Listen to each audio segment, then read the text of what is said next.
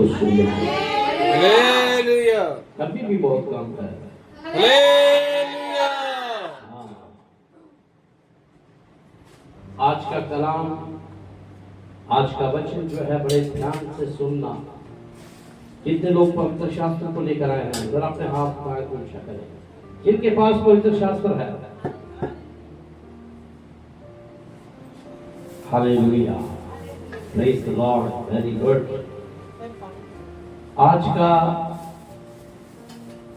Ascension day जो दुनिया भर के अंदर आज सब लोग मना रहे हैं, आप सबको इस दिन की शुभकामनाएं। और जैसे कि हम जानते हैं कि ये दिन जो है हम जो मनाते हैं, ये खुदावंद यीशु मसीह के जी उठने के 40 दिन के बाद ये दिन जो है ये मनाया जाता है। और आज इस दिन के अंदर आज कुछ बातें जो है हम सीखेंगे।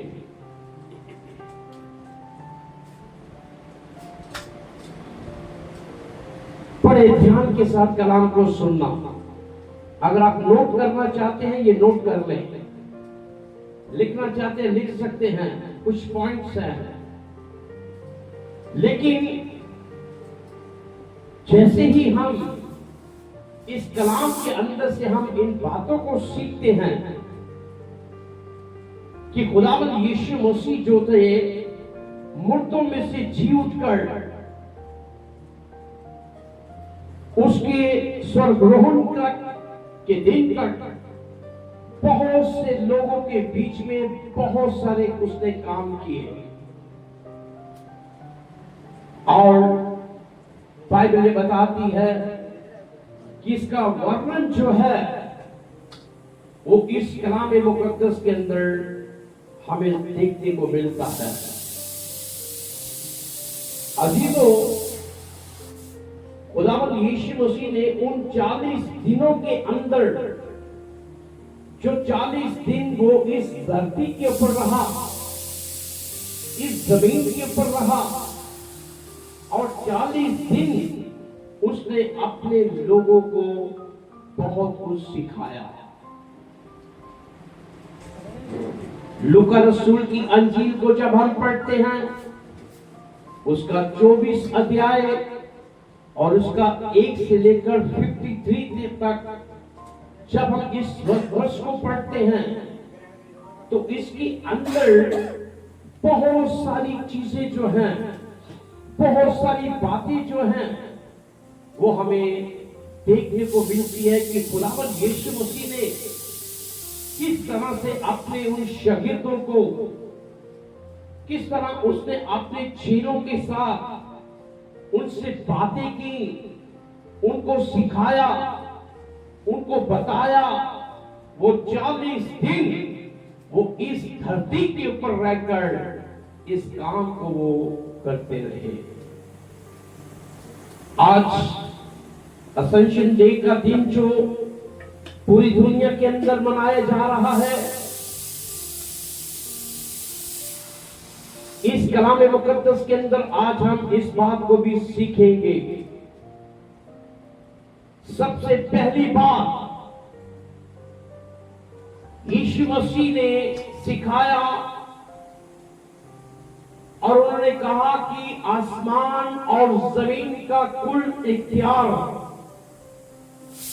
सारा अधिकार मुझे दिया गया है, इसलिए जाओ अंजील की खुशखबरी को जाकर लोगों को सुनाओ। पहली बात उनसे कही। अजीजों,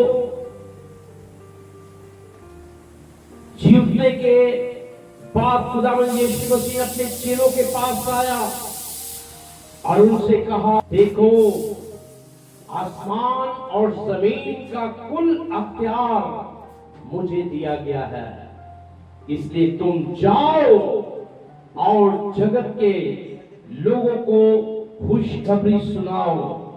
और चेले बनाओ और बाप और बेटे और रूह कुदुस के नाम से बपतिस्मा दो और उन्हें सब बातें मानना सिखाओ जो मैंने तुम्हें सिखाई हैं। और देखो, इस दुनिया के, इस संसार के अंत तक मैं तुम्हारे संग रहूंगा। इस बात को बड़े गौर के साथ सुनिए। जब हम मत्ती रसूल की अंजील 28 अध्याय और उसके 18 से 20 तक पढ़ते हैं तो उसके अंदर लिखा हुआ हमें मिलता है। ऊंची आवाज से पढ़ने वाले, मत्ती रसूल की अंजील 28 अध्याय उसका 18 से 20 तक पढ़िए। यीशु ने पास आकर उनसे बातें की। यीशु ने पास आकर, ध्यान से सुनना, मैं पूछूंगा भी बीच में से। यीशु ने पास आकर उनसे पूछा, उनसे बातें की और कहा कि आसमान और जमीन का कुल इख्तियार आसमान और जमीन का कुल अख्तियार मुझे दिया गया है। Hallelujah, hallelujah. हालेलुया। उठ जाने के बाद, मुर्दों के भीड़ में उठ जाने के बाद ठीक 40 दिन खुदावन यीशु मसीह जो थे वो अपने चेलों के साथ मिल रहे थे, बातें कर रहे थे। उनसे कहा कि देखो, आसमान और जमीन का कुल अख्तियार मुझे दिया गया है, इसलिए जाओ। पहला काम इसने कहा, जाओ। आज वक्त है उस बात को पकड़ने का। ये इख्तियार, ये अधिकार, ये अथॉरिटी जब खुदावन यीशु मसीह ने अपने चेलों को दी और उनसे कहा कि जाओ, सारे जगत के अंदर, पूरी दुनिया के बीच में जाओ। आज इंसान दूसरे इंसान को कहते हैं धर्म परिवर्तन हो रहे हैं, लोगों के धर्म जो है वो चेंज हो रहे हैं, लेकिन बाइबल कहती है कि खुदावन यीशु मसीह ने किसी को ये नहीं कहा कि उनके धर्म को बदलना। उसने कहा जाओ और सारे जगत के अंदर जाकर क्या करना है? अंजील फैलानी है। धर्म को बदलने के लिए नहीं कहा, इंसान के मन को परिवर्तन करने के लिए बोला है कि जाओ और जाकर उनको अंजील सुनाओ। अंजील सुनाना कितनी अच्छी बात है। हम गीत भी गाते हैं, अंजील को फैलाना ये काम हमारा है, क्योंकि खुदावंद यीशु मसीह ने अपने शिगिर्दों को यही तो कहा कि जाओ, क्योंकि सारा दुनिया के अंदर जितना भी अधिकार है वो मेरे पास है, और तुम जाओ और जाकर लोगों को कलाम सुनाओ, अंजील सुनाओ। आज कितने लोग चाहते हैं कि हम इस काम को करें? जो चाहता है वो अपनी बाइबल को ले खड़ा हो जाए। जो चाहता है इसका रिजल्ट भी नजर आएगा।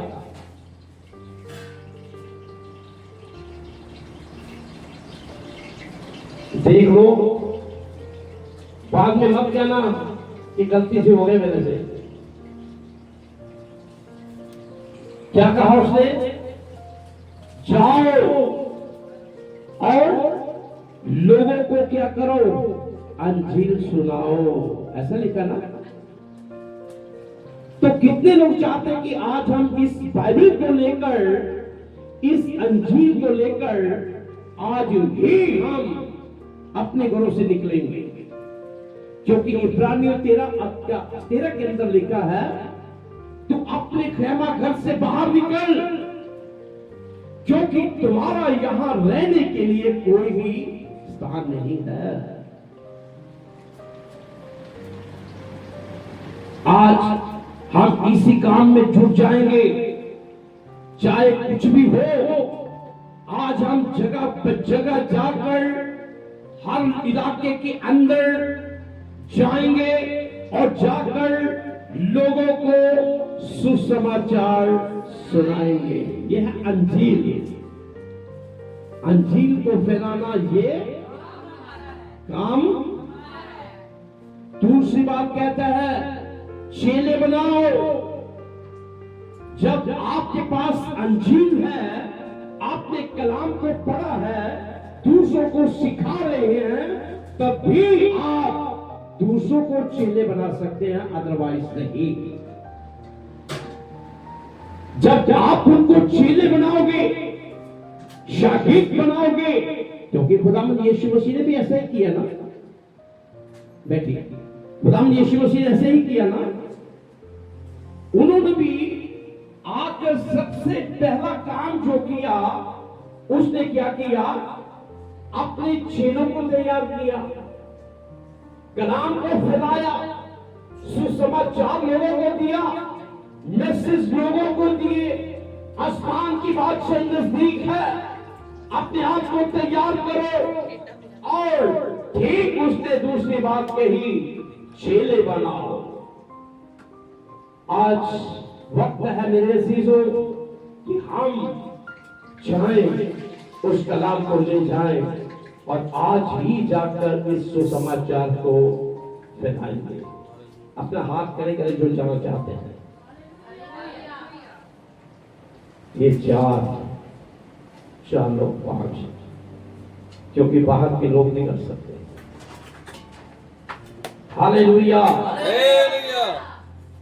क्योंकि कलाम फैलाना कोई आसान काम नहीं है, ये भी हदैयत के अनुसार निकलता है। आज निकलना है।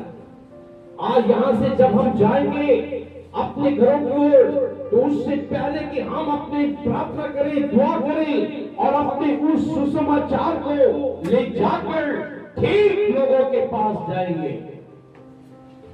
ताकि हम उनको चेले बना सके। और तीसरी बात उसने कही कि बाप, बेटे और रूह कुद्दुस के नाम से लोगों को बपतिस्मे देने हैं। किसके नाम से? बाप, बेटे और रूह कुद्दुस के नाम से बपतिस्मे देने हैं। और उन सब बातों को जो मैंने सिखाई हैं, उन्हें सिखाओ। बहुत सारी बातें सिखाई हैं, गवाही है हमारे जीवन के अंदर। हम लोगों को गवाही नहीं देते, शर्माते हैं, गवाही नहीं देते, बताते नहीं। कुछ लोग तो ऐसे कि अपने पड़ोस के घर के अंदर भी जाकर उनको बुलाना नहीं चाहते कि आज हमारे घर में प्रेयर मीटिंग है, आओ हमारे घर में आओ, बैठो, कलाम को सुनो, वचन को सुनो। शर्माते हैं, कहीं इतना खर्चा ना हो जाए। आज इंसान यही इस बात से पीछे रह चुका हुआ है। इसलिए खुदावंद का कलाम कहते हैं, जो कुछ तुमने सीखा है उसको क्या करो? जाकर दूसरों को सिखाओ। हालेलुया। और बाइबल कहती है, देखो जगत के अंत तक मैं तुम्हारे साथ रहूंगा। अजीजों, अब यीशु मसीह आत्मा में एक समय में सभी जगहों के बीच में हो सकता है। उन्होंने कहा, जहां 2 या 3 लोग मेरे नाम से इकट्ठे होंगे, मैं उनके बीच में हाजिर होगा। इसलिए कलाम, खुदावंद का पैगाम का काम जो है, हमें खुदावंद यीशु मसीह के द्वारा मिला हुआ है, जिनके पास आसमान और जमीन का कुल अख्तियार है। ये सबसे पहली बात थी। दूसरी बात को हम देखते हैं, यीशु मसीह ने सिखाया, अंजील सुनाने के लिए पवित्र आत्मा की जरूरत होती है।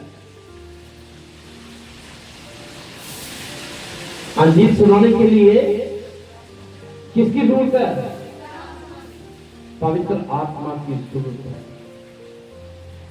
यीशु मसीह ने कहा, देखो जिसकी प्रतिज्ञा पवित्र आत्मा को मेरे बाप ने की है उसको तुम पर उतारेगा, और जब तक आसमान से समझ ना पाओ तब तक तुम इसी शहर में ठहरे रहो। लेकिन जब पवित्र आत्मा तुम पर उतरेगा तब तुम समझ पाओगे, और यरूशलेम और सारे यहूदिया और सामरियों में और जमीन की छोर तक मेरे गवाह होंगे। जब हम लूका रसूल की अंजील 24 अध्याय और उसका 49 को पढ़ते हैं, पढ़ने वाले जरा तेजी के साथ पढ़ना। लूका रसूल की अंजील 24 का 49 पढ़िए। और देखो जिसका मेरे बाप ने वादा किया है, जिसका मेरे बाप ने ये वादा किया है, मैं उसको तुम पर नाज़िल करूंगा। क्या करेगा? वो नाज़िल करेगा। लेकिन कितने लोग सुन रहे हैं? हालेलुया। मेरे बाप ने जो वादा किया है, मैं उसको तुम पर नाज़िल करूंगा। मैं उसको तुम पर क्या करूंगा? उतारूंगा। लेकिन जब तक आलम में बाला बरसे, तब तक तुम इस खुदा के भवन के अंदर क्या करना है? ठहरे। क्योंकि जब तक पवित्र आत्मा का वरदान नहीं, तब तक हम कभी भी आगे बढ़ नहीं सकते। अब इम्तिहान है आप लोगों का। आज देखेंगे कितने लोग जाते हैं, कितने लोग जाकर ये काम करते हैं।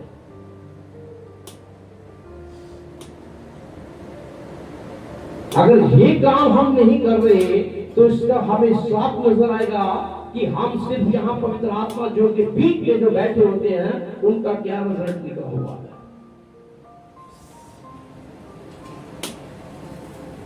इसलिए खुदावंद का कलाम कहता है, प्रेरितों के काम 1 अध्याय उसका 8 के अंदर हम देखते हैं, वहां पर खुदा का कलाम क्या कहता है, जरा सुनिए इस बात को भी बड़ी गौर के साथ। लेकिन जब रूह कुदस तुम पर नाज़िल होगा, सुनिए, जब पवित्र आत्मा तुम पर आएगा तो तुम कुव्वत पाओगे। क्या पाओगे?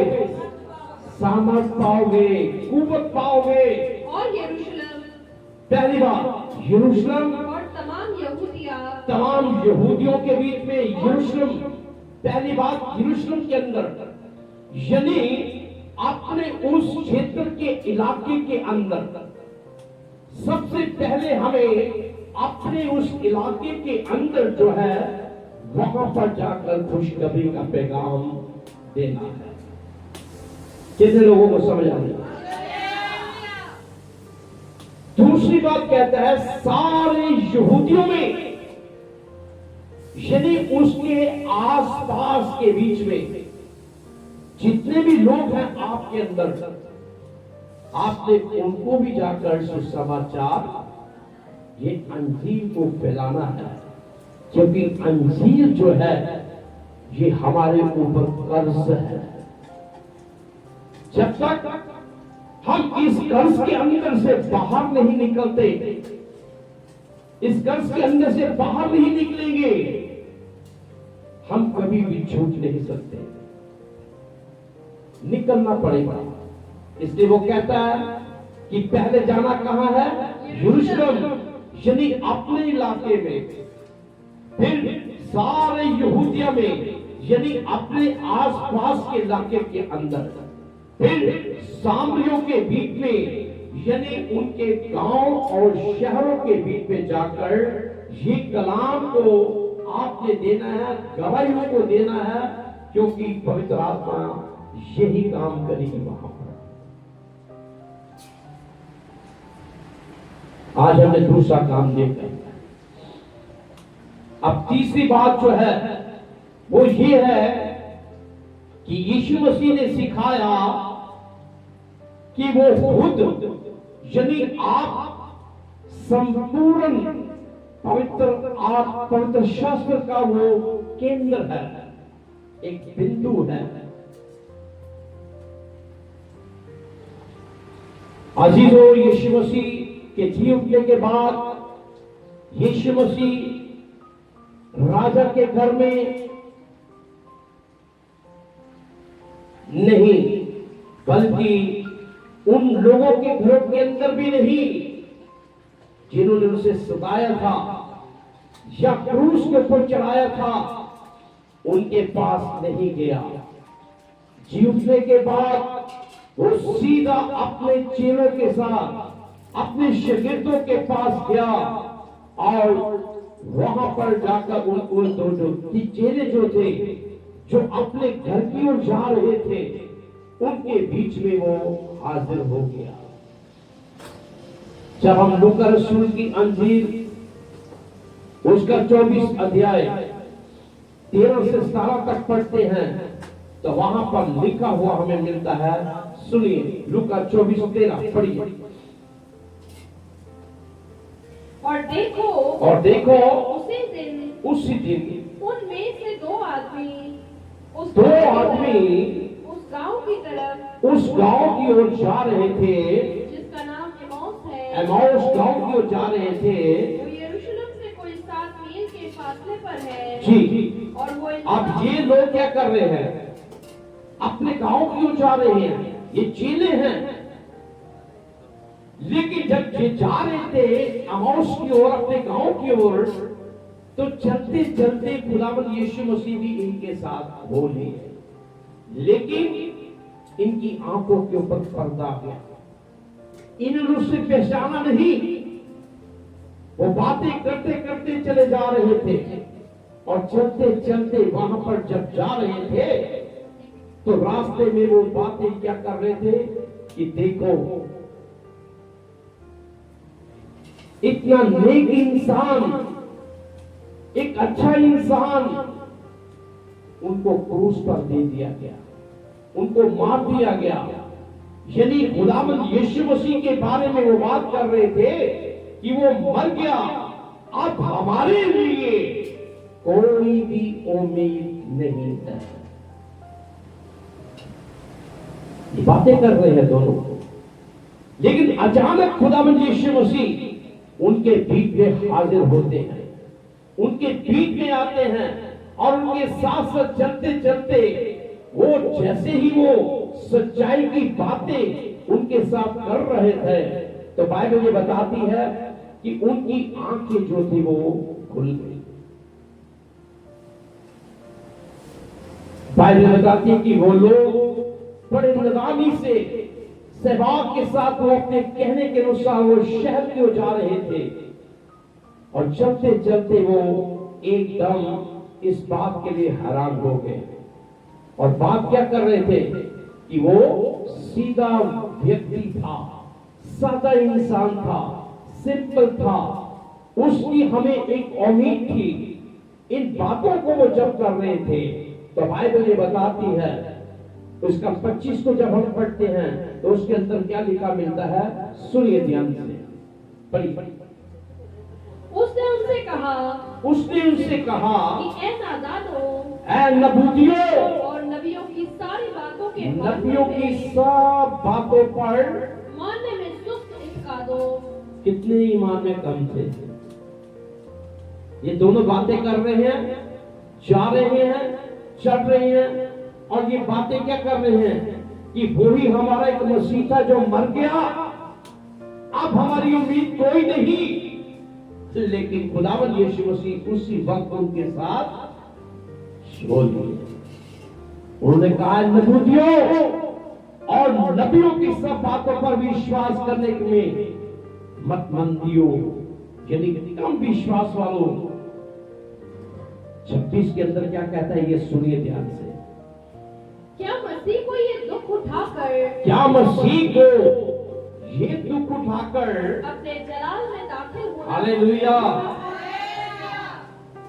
क्या ये दुख उठाकर मसीह को अपने जलाल में दाखिल होना जरूर ना था? ये सवाल था क्या? नहीं, उसको सवाल, ये सवाल जब उसने क्या ये नहीं हो सकता कि खुदावंद यीशु मसीह उस जलाल के बीच में जाए। जब हम 27 को पढ़ते हैं तो उसके अंदर लिखा है, सुनिए, फिर मूसा से और सब नबियों से शुरू करके, मूसा से लेकर तमाम उन नबियों से शुरू करके सारे नविश्तों में जितनी बातें उसके हक में जितने लिखी भी हुई पवित्र शास्त्र के अंदर लिखी हुई बातें थी, उन सब बातों का उसने उन लोगों को अर्थ निकालकर, मतलब निकालकर उन लोगों को समझा दिया।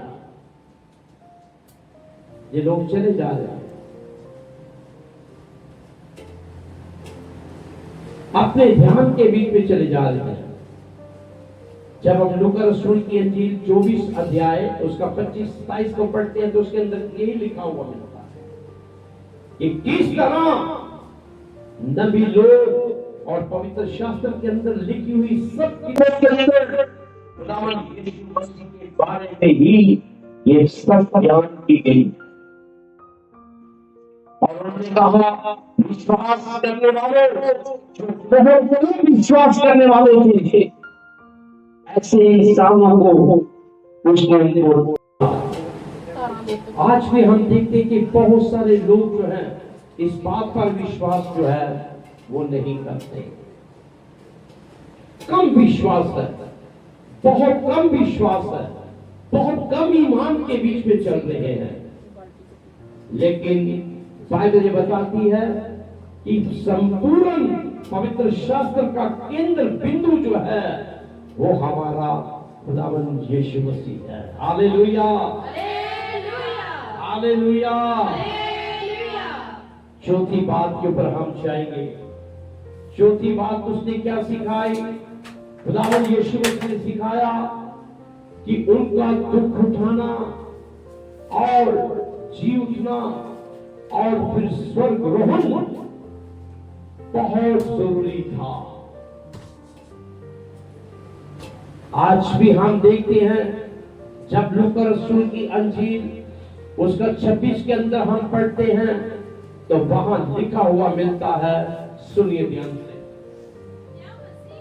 क्या मसीह को ये दुख उठाकर, क्या मसीह को ये दुख उठाकर अपने जलाल में दाखिल होना जरूर अपने जलाल में दाखिल होना जरूर ना था। क्या ये जरूरी नहीं था?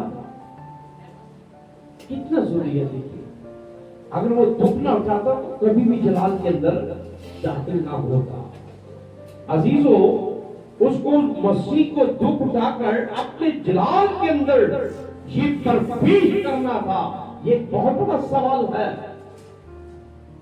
और आज भी लोग जो है इस बात का करते हैं, क्योंकि खुदावंद यीशु मसीह को दुख भोगना, कोड़े खाना और मारे जाना और फिर जी उठना और ये संजोग जो था, ये दुर्घटना जो थी, ये जरूरी थी। अजीजों, हम देखते हैं कि ईस्टर के दिन जो जी उठने का दिवस मनाया जाता है, मसीह जगत में बहुत ही एक बरकत और उम्मीद दिलाने वाला दिन होता है। कि लोग ईस्टर को मनाते हैं, ईद को मनाते हैं, यीशु मसीह जी उठा है, लेकिन इसका मतलब जो है वो है हमारी एक बरकत का और हमारी उम्मीद का। जब हमारे अंदर ये उम्मीद होती है कि खुदावंद यीशु मसीह जो है वो मुर्दों में से जी उठा, और यही हमारी एक उम्मीद होती है, यही हमारी बरकत है। Hallelujah, hallelujah. अजीजों, जब हम लूका रसूल की अंजील उसका 24 अध्याय उसका 45 को पढ़ते हैं तो लिखा हुआ मिलता है, सुनिए क्या कहता है। फिर उसने उनका ज़हन खोला, फिर उसने उनका ज़हन को क्या किया? खोला। कैसे? बातें कर रहे थे, चलते जा रहे थे, जो भी वो बातें कर रहे थे वो सब बातें वो सुन रहा था। सुनते सुनते जैसे ही वो उनके घर में पहुंचे तो वहां पर उनकी आंखों को क्या कर दिया, खोल दिया। हालेलुया। ताकि हम भी उसके वचन की जो गुण बातें हैं उसको भी हम समझ सके। आज खुदावंद की जो गुण बातें हैं, गहरी बातें हैं, आज बहुत सारे ऐसे लोग हैं जो इन बातों को नहीं समझते। ये चौथी बात थी दुख उठाने के बारे में। पांचवी बात के ऊपर हम जाएंगे। पांचवी बात जो है वो यीशु मसीह ने सिखाया कि बपतिस्मा बहुत जरूरी है। कितने लोग इस बात पर ईमान रखते हैं? हालेलुया। जब हम मत्ती रसूल की अंजील 28 अध्याय और उसका 19 को पढ़ते हैं तो वहां पर खुदावंद यीशु मसीह जीवने के बाद स्वर्गरोहण यानी स्वर्ग में दाखिल होने से पहले एक आदेश दिया उसने, जिसे हम सब महान आदेश भी कहते हैं। उनमें से एक आदेश है कि सारे जगत के लोगों को बपतिस्मा दो। हालेलुया। मत्ती रसूल की अंजील 28 अध्याय और उसका 19 पढ़िएगा। बस तुम जाकर सब कौमों को क्या करना है? शागिर्द बनाओ। क्या करना है? पहली बात अंजील को फैलाना है। दूसरी बात शाबाश चेले बनाने। तीसरी बात बाप बेटे और रूह कुदस के नाम से। और चौथी बात यह है कि जो कुछ मैंने तुम्हें सिखाया है जाकर लोगों को और दुनिया के आखिर तक मैं तुम्हारे साथ हूं। ये काम करना है। आज शाम तक, आज जहां से जाते ही पहले यही काम करना है और उसका रिजल्ट देखिए क्या होगा। अगर आप ये काम करेंगे तो इससे साफ जाहिर होगा कि आप भी खुदावंद यीशु मसीह के चेले हैं। अगर ये काम नहीं किया तो समझो सिर्फ हम बंदगी करने वाले हैं, शिफा पाने वाले हैं, बरकत लेने वाले हैं, बल्कि खुदा के काम को करने वाले नहीं है। इसलिए मत्ती रसूल की अंजील 28 का 19 के अंदर कहता है, एक बार फिर पढ़िए जोर से। बस तुम जाकर सब कौमों को शागिर्द बनाओ। सब लोग, ये अख्तियार किसके पास दिया? खुदा ने, प्रभु यीशु मसीह ने दिया है। कहता है मेरे पास सब अधिकार है सारे संसार का, पूरी दुनिया का। जाकर तुम उस अंजील को फैलाओ। आज हमने यही काम करना है। कितने लोग चाहते हैं कि आज हम यहां से निकल कर अपने पड़ोस में, अपने क्षेत्र के अंदर, अपने इलाके के अंदर, जैसे मैंने बताया यहूदियों में, सामरियों में और यरूशलेम के बीच में, इन जगहों के अंदर जाकर हमने इस काम को करना है। कितने लोग चाहेंगे आज यहां से निकलकर हम यही काम करें?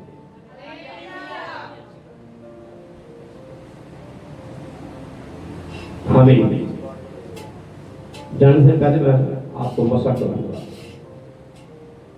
Hallelujah, hallelujah. इसलिए खुदा का कलाम कहता है, क्या कहता है? जाकर बपतिस्मा दो।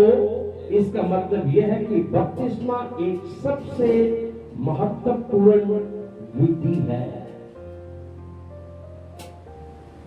ये बाइबल के बीच में इसकी विधि है। अगर बपतिस्मा नहीं लिया तो हमने उस खुदावन की विधि को जो है वो पूरा नहीं किया। बिना बपतिस्मे के दौड़ते चले जा रहे हैं। आखिर क्या खुदा की बादशाह में जाएंगे? कौन शख्स था जो यीशु मसीह के पास आया था रात के समय में? शाबाश, वेरी गुड। क्या कहा? क्या कहने लगा?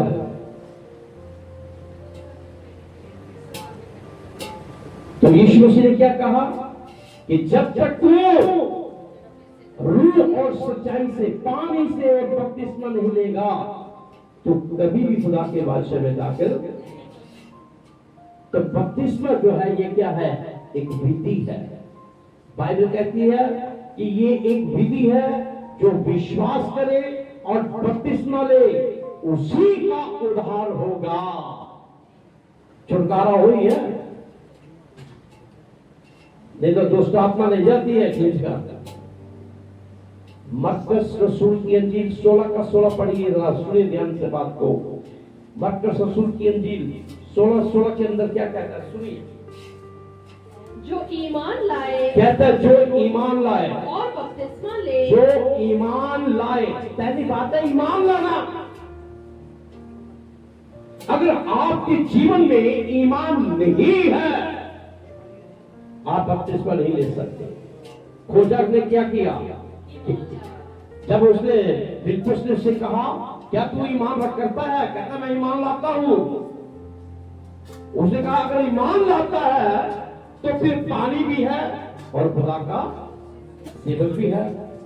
तो उसी वक्त जब उसने इकरार किया, मान लिया, ईमान लाए, तो ठीक फिलिप्पुस ने खोजा को बपतिस्मा दिया और एकदम चला गया।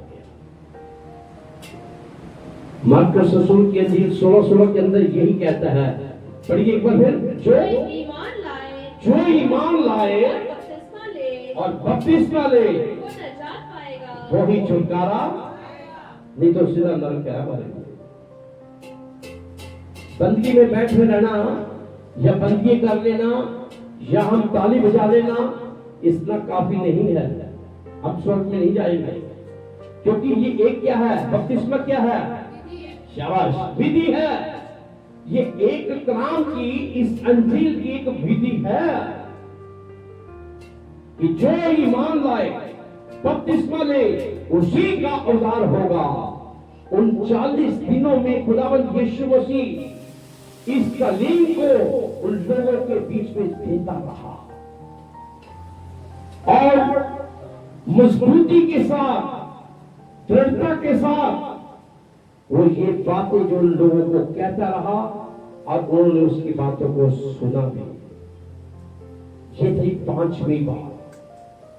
अब 6ठी बात के अंदर हम जाएंगे और इसके बाद हम खुदा के पाक कलाम को समाप्त करेंगे। 6ठी बात जो है वो ये है कि खुदावंद यीशु मसीह ने सिखाया कि जैसे उनका स्वर्ग में दाखिल होना है, उसी तरह उनका दोबारा आना भी होगा। जैसे वो स्वर्ग के बीच में दाखिल हो गया, ठीक इसी तरह उनका वापस भी आना है। जब हम प्रेरितों के काम अमाल की किताब 1 अध्याय उसका 8 और 11 से पढ़ते हैं तो सुनिए क्या कहता है वचन, सुनिए। लेकिन जब रूह कुदस तुम पर नाज़िल होगा, जब पवित्र आत्मा तुम पर नाज़िल होगा तो तुम कुव्वत पाओगे। क्या पाओगे, सामर्थ पाओगे। अभी तक कितने लोगों के पास पवित्र आत्मा है, कितने लोगों के पास नहीं है, कितने लोगों के पास पवित्र आत्मा नहीं है। एक और आप कहां हो, पवित्र आत्मा है। अगर पवित्र आत्मा नहीं तो क्या करोगे। देखिए यहां साफ लिखा है, पढ़िए इस आयत को जरा।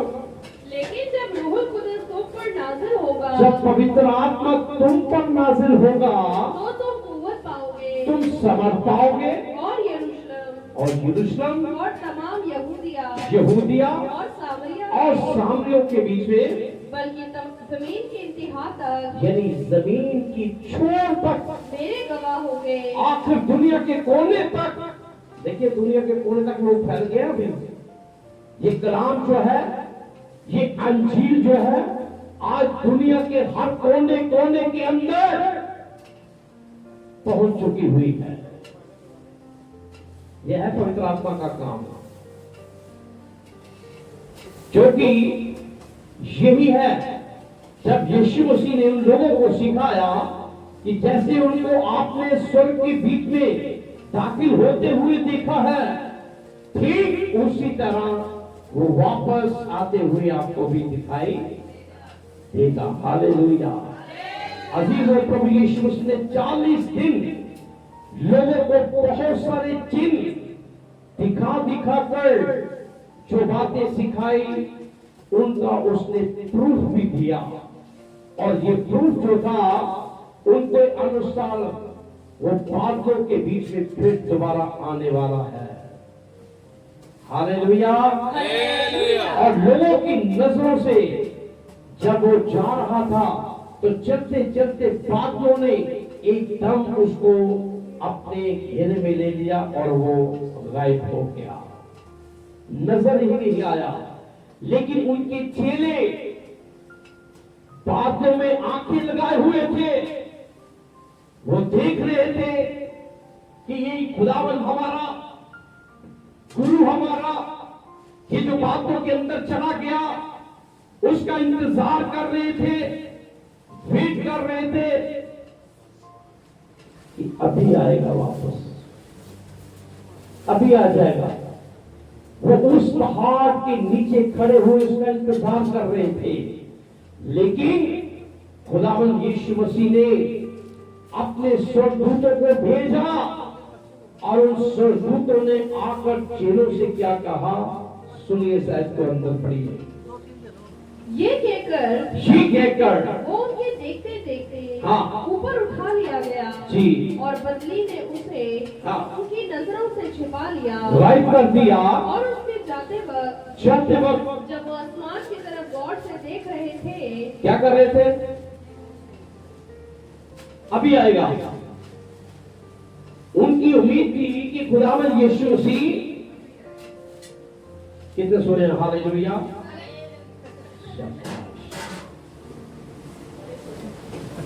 क्या कर रहे थे? इंतजार कर रहे थे कि अभी हमारा यीशु मसीह जो है आएगा, लेकिन वो नहीं आया। बाइबल कहती है, स्वर्गदूतों ने क्या कहा, सुनिए। तो देखो दो मर्द हाँ, सफेद पोशाक पहने उनके पास आ खड़े हुए और कहने लगे, क्या कहा? ऐ गलीली मर्दों, तुम क्यों खड़े आसमान तुम क्यों आसमान की ओर देख रहे हो?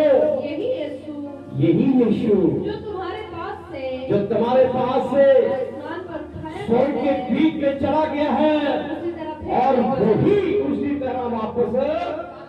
Hallelujah, hallelujah. प्रेरितों की काम 1:11 के अंदर ऐसा लिखा हुआ है। क्या कहता है 11 के 1 के अंदर?